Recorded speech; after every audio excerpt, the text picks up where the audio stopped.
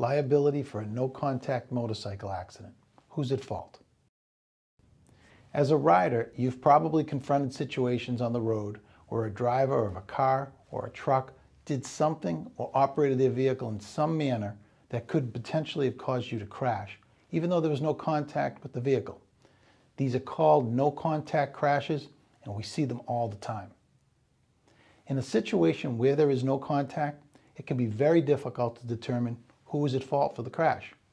Often the driver of the car or truck doesn't even know they caused the crash, or other times they may flee the scene to avoid criminal responsibility. No matter how good a rider you are, it is not hard to lose control of your bike when a driver makes an irresponsible move on the road. For example, if a driver runs a red light and you're approaching from the left or the right, you might have to swerve to avoid an impact with the vehicle, but may lose control of your bike in the process and collide with another object such as a pole, a tree, curbing, or even other vehicles. You may even have to lay down your bike in some situations to avoid direct impact. No-contact crashes can also happen when a driver makes an unexpected and abrupt lane change or doesn't use his or her signal. We see these cases quite often. We also see no-contact accidents that involve tailgating, distracted driving, road rage incidences, and drivers not checking their blind spots.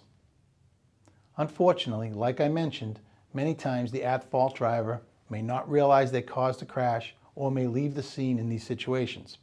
It can be very difficult to prove that another driver was the cause of the crash. So what should you do? First, if you are able, call the police immediately and describe in detail your version of what happened and make sure the police report is completed. This will bolster your case later. Obviously, if you can get a description of the car and that information to the police, that would be invaluable. And it goes without saying that if you can get a license plate on the vehicle that caused the accident, that would be extremely helpful. Next, if you're medically able to speak to people who come to the scene to provide assistance, ask them if they saw the accident. Ask them if they'd be willing to stick around and give their statements to the police. An independent witness's corroborating statement to the police is your best form of proof in these situations. No-contact crashes can be challenging, but they are by no means impossible to prove. We handle them regularly and we do so successfully. Because they're so challenging, it's very important that you speak to an experienced personal injury attorney as soon as reasonably possible after the accident. If the driver of the other vehicle has been identified and it is their fault, your lawyer can make a claim against that person and their insurance company.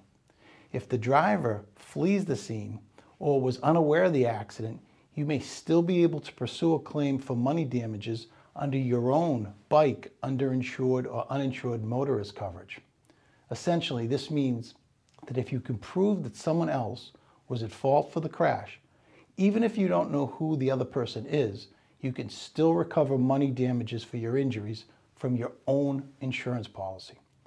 This is a more complicated scenario, but one in which we help riders with all the time. So if you've been in a motorcycle crash and you have questions, we're here to answer those questions. So call or text me at 617-889-5000 or visit massbikerlawyer.com and chat with us online.